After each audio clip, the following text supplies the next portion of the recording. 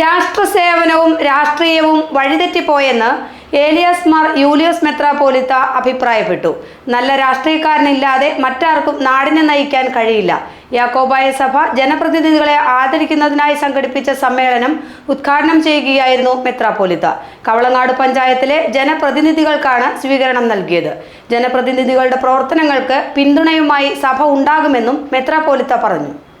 രാഷ്ട്രസേവനവും രാഷ്ട്രീയവും വഴിതെറ്റിപ്പോയ കാലഘട്ടമാണിത്.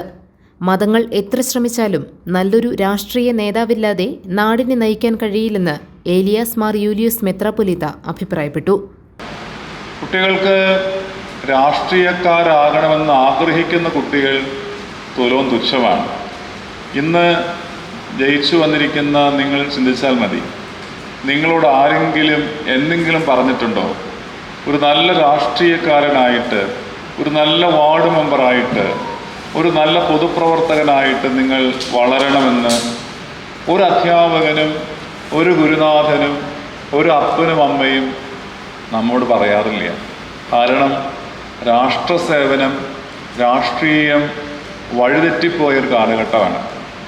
അതിലെന്തോ തെറ്റുണ്ടെന്നും അതത്ര നല്ലതല്ലെന്നും ചിന്തിക്കുന്നൊരു കാലഘട്ടമാണ്.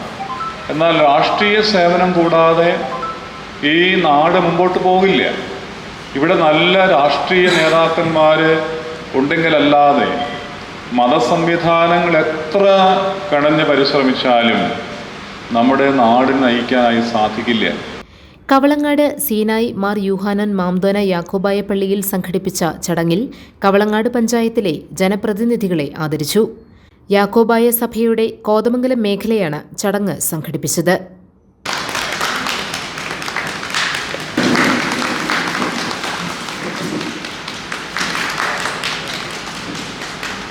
Father Jose Paranayil, father Eldhose Pulparambil, father Siby Edathil, father Baby Mangalath, George Edappara, Varghese Punnelil, Eldhose Thudakkara, Bindu George, Joby Jacob, Soumya Sasi, PM Siddique, Priyanka Tomy, Megha Shibu, Libu Thomas തുടങ്ങിയവർ പ്രസംഗിച്ചു.